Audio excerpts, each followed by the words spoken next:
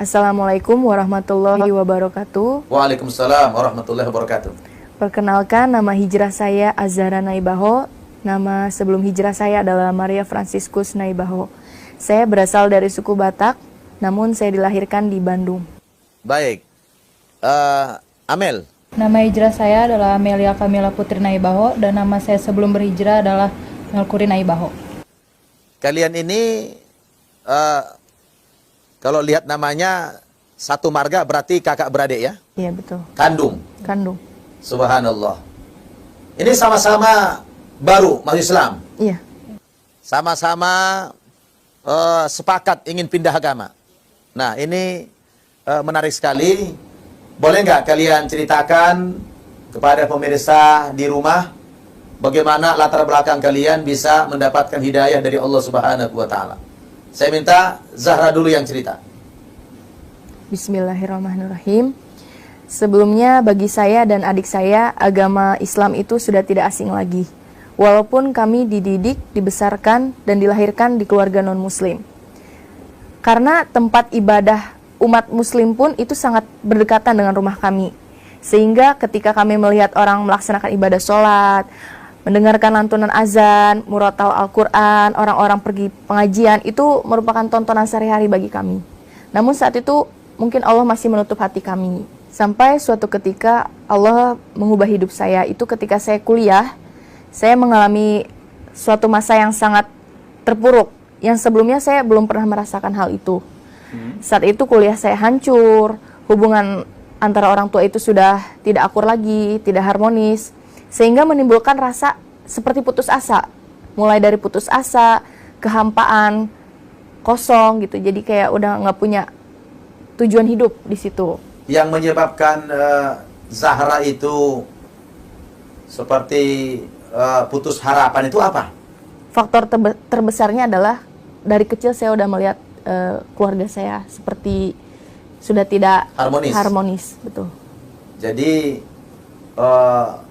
faktor keluarga lah ya? Iya, betul. Jadi orang tua tidak harmonis membuat seperti hampa gitu ya, Iya. di lingkungan keluarga itu. Ah, terus setelah itu? Setelah itu mulai memuncak rasa ketidaktenangan itu sampai berharap akan ada suatu jawaban. Akhirnya Allah menjawab ketidaktenangan saya itu ketika saya bangun dari tidur saya membuka mata, pertama kali suara yang saya dengar adalah azan subuh. Itu Allahu Akbar, Allahu Akbar. Dan untuk pertama kalinya hati saya sangat bergetar ketika mendengar suara azan. Padahal sebelum-sebelumnya saya ratusan kali itu selalu mendengarkan azan. Tapi hati saya masih biasa saja di situ. Ya, saya langsung membeli ke toko buku itu, buku tuntunan sholat. Iya. Lalu saya lihat tata cara wudhu dan sebagainya. Saya mulai ingin praktek itu, cuman saya kan masih bingung, saya harus gimana ini, nggak mungkin saya harus ke masjid. Jadi kalau wudhu itu saya belajar di rumah sendiri. Jadi sebelum syahadat, ya sudah beli buku dulu, Iya. tuntunan sholat. Iya. Jadi langsung pengen belajar wudhu bagaimana, Iya. sholat bagaimana, padahal belum masuk Islam. Belum. Subhanallah. Apa yang mendorong itu? Karena dari suara azan itu, jadi itu seperti yang memanggil hati saya itu untuk pergi Segera ke ke masjid, kira-kira Ya, betul. begitu. Karena saya belum sah untuk masuk ke masjid, maka saya lihat dulu di buku itu persyaratannya itu bagaimana sebelum masuk masjid. Setelah itu kami memutuskan untuk bertemu salah satu tokoh agama Islam, khususnya Di Bandung itu? Iya, khususnya kami ingin bertanya lebih dalam lagi tentang perbandingan agama Islam dengan keyakinan kami yang sebelumnya, Iya. untuk memantapkan. Setelah itu kami memutuskan untuk benar-benar harus pindah agama keesokan harinya. Jadi apa yang dijelaskan Ustadz kepada kalian berdua sehingga semakin memperkuat keinginan pindah agama itu? Tentang poin pentingnya adalah Nabi Isa. Ternyata Islam selama ini mengimani Nabi Isa. Yang di agama kami sebelumnya itu beda. Dianggap Tuhan. Dianggap Tuhan. Jadi maksudnya kok lebih logik gitu Islam itu. Langsung bersyahadat atau bagaimana? Keesokan hari kita bersyahadat Bersyahadat di mana itu? di Masjid Bandung. Masjid Bandung. Dituntun sama ustadz. Iya, betul. Nah, apa ada dulu briefing atau penjelasan sebelum disyahadatkan atau bagaimana? Sebelum syahadat kita ditanya dulu apakah ini ada unsur doktrin, unsur pemaksaan. Kami jelaskan tidak ada, ini berasal dari hati nurani kami sendiri. Iya. Setelah kami bersyahadat, kami di briefing kembali agar kami tetap istiqomah, agar tetap berpegang teguh pada keyakinan Islam yang saat ini yang kami jalani, Iya. supaya tidak murtad kembali. Kalian berdua menghadap dengan ustadz tersebut. Iya, betul. Iya. Setelah di briefing lalu dituntun Iya. mengucapkan 2 kalimat syahadat. Iya. Baik. Setelah syahadat apa yang dilakukan? Setelah syahadat di briefing, akhirnya kami pulang ke rumah. Kami masih belum berani untuk menjelaskan, memberanikan diri, mengakui kami sudah masuk Islam Kepada orang tua. kepada orang tua. Jadi seakan-akan di rumah masih belum terjadi apa-apa. Nah, terus? Sampai saatnya ada hari raya besar agama keyakinan kami yang sebelumnya. Di situ saya melarikan diri karena memang sudah tidak ingin berada di zona itu lagi, sehingga menimbulkan suatu kecurigaan Dari dari orang tua saya. Padahal sebelumnya itu kalian berdua biasa ikut hari besar tersebut. Iya, betul. Tapi hari itu enggak mau. Enggak. Menghilang. Iya. Sampai suatu ketika kakak saya menemukan di tas saya ada mukena, dan di situ terjadi suatu masalah yang sangat besar antara saya dengan orang tua. Di situ kita benar-benar marah, emosi gitu. Sampai keesokan harinya tiba-tiba orang tua saya mendatangkan 2 laki-laki. Itu saya tidak mengenal. Lalu tiba-tiba datang juga mobil 2 parkir di depan rumah saya. Itu saya juga ini bertanya-tanya, ini maksudnya apa? Saya disergap oleh saudara saya. Kemudian saya dipukul, saya ditampar, diperlakukan secara tidak manusiawi hanya karena saya pindah agama. Saya tidak diberi waktu untuk menjelaskan kenapa saya masuk Islam. Saat itu pun orang tua saya masih berdiam. Mereka tidak membela saya. Mereka tidak memberi space untuk, sudahlah, berikan sedikit dia untuk berbicara. Saya dijebak di situ. Akhirnya saya dibawa ke tempat rumah pemulihan orang depresi. Ternyata mereka mengklaim bahwa saya itu gila, saya depresi. Dianggap depresi Iya, gitu. betul. Nah. Saya dijebak, saya dimasukkan ke ruangan, saya dikunci di situ.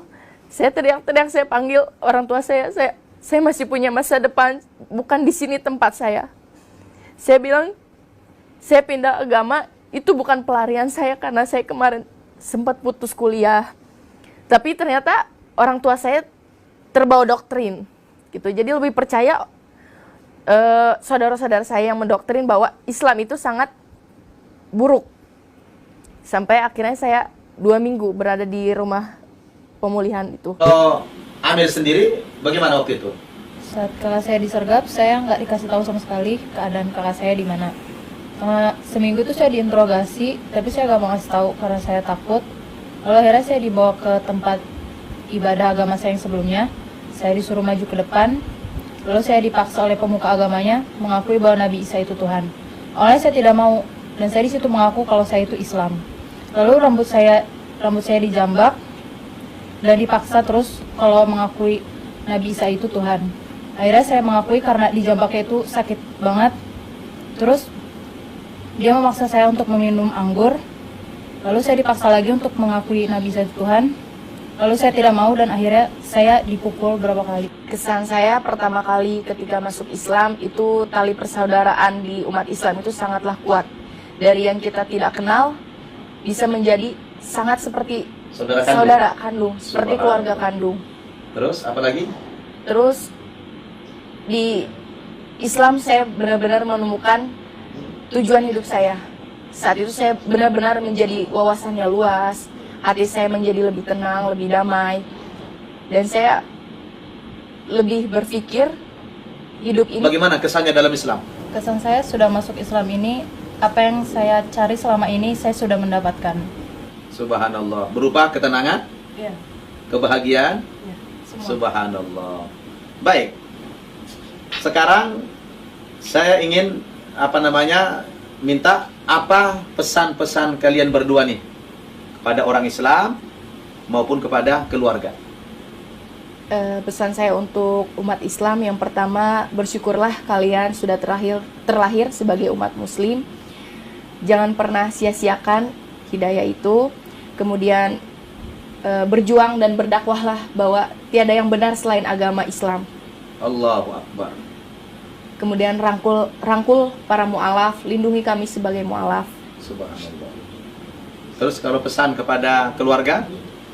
Pesan kepada keluarga, yang pertama, untuk mama sama papa, saya mohon maaf untuk selama ini masih belum bisa memberikan yang terbaik. Mungkin waktu itu hidup saya hancur.